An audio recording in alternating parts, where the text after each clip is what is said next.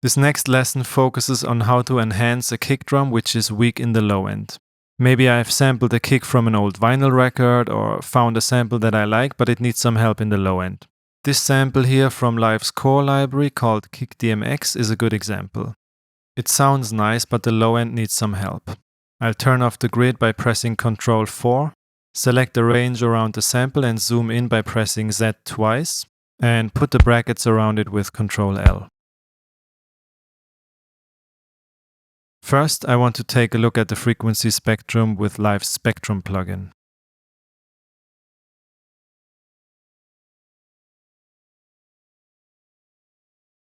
Let's double-click here to enlarge the window. The kick peaks around 66 Hz. I'll delete the Analyzer plugin for now.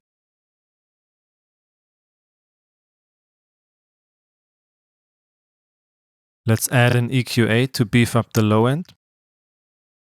Set it to low cut 4x and increase the resonance.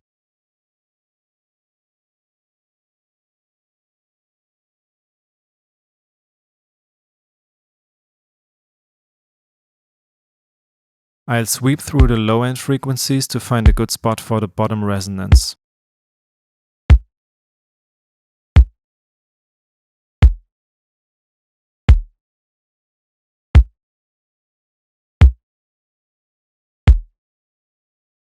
That's alright. I leave it here at around 36 Hz. Now, that doesn't mean that 36 Hz is the bottom frequency to be emphasized, it's just the cutoff frequency of the filter. The actual resonance will be a bit higher. I know it sounds a bit counterintuitive, but let's do the same again with the cutoff frequency set to around 66 Hz.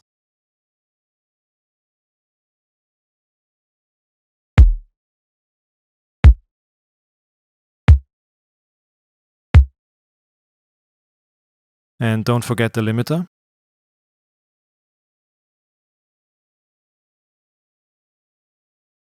I'll add a new audio track to resample this.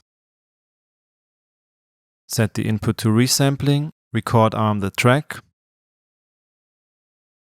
Ctrl L, punch in, loop off, punch out, and press F9 to resample. There's my kick. What else could I do? I could compress the signal, so I'll add a glue compressor before the limiter. I set the attack to 10 milliseconds, release to 0.4 milliseconds, ratio to 10. Decrease the threshold.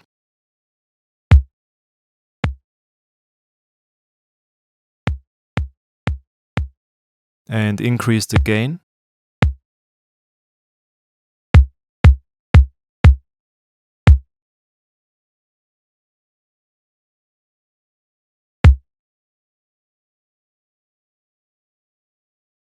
I'll also add a saturator before the limiter and drive it.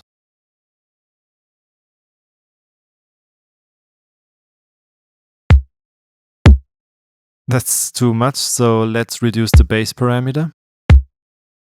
Okay, there's another one.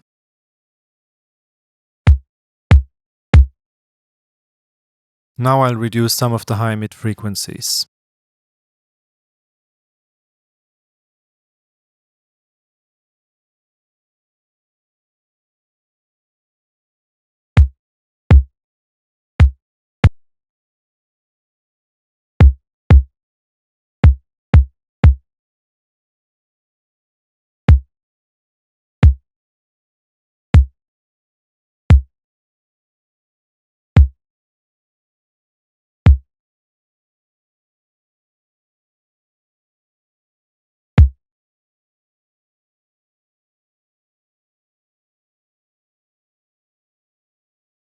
Next, let's add a transient shaper. Live has a plugin called Drum Bus, so let's choose the Transient Shaping Enhance preset. You can find it under Audio Effects in the browser. I just have my plugins and presets tagged with different colors here. I'll add this to my kick track and drag it here before the glue compressor. Let's tweak the parameters.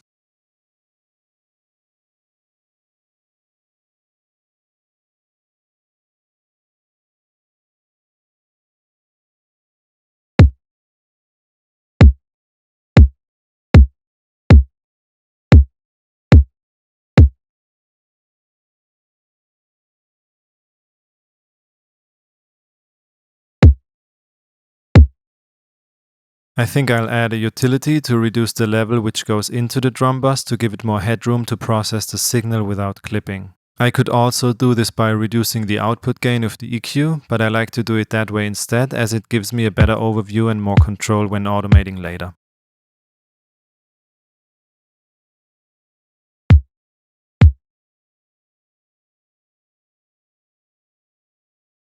I turned down the output levels of the glue compressor so I can hit the saturator harder.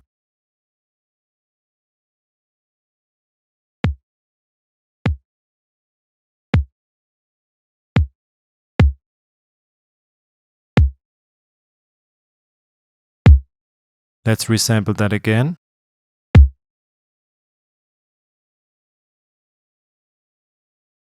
The general goal is to create many different versions of the sample by adjusting plugin parameters and resampling. After I have created a couple of variations, I consolidate all of them together again in one file and put them in my sound design library. Let's do that right now.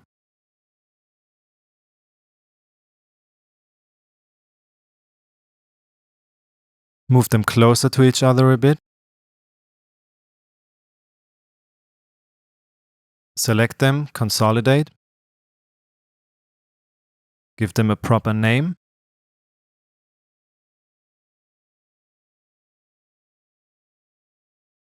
Like Kicks 2107 DMX Kick Collection Tutorial, whatever.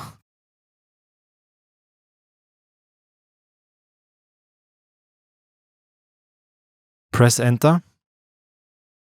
Copy to the library. Done.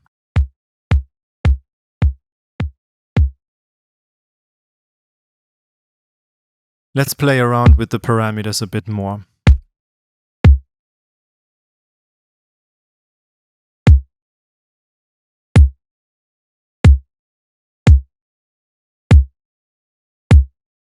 Maybe this one. The possibilities are endless. There are so many things you can do. Just play around with different plugins until you find something that sounds good to your ears and resample it.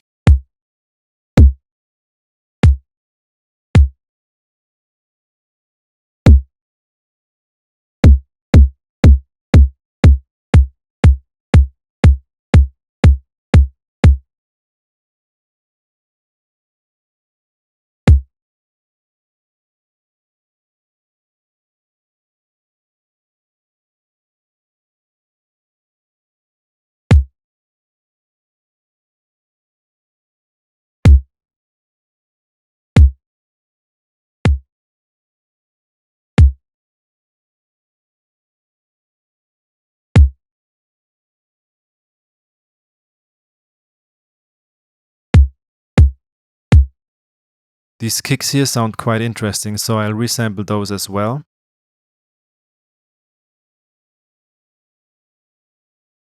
Give them a name.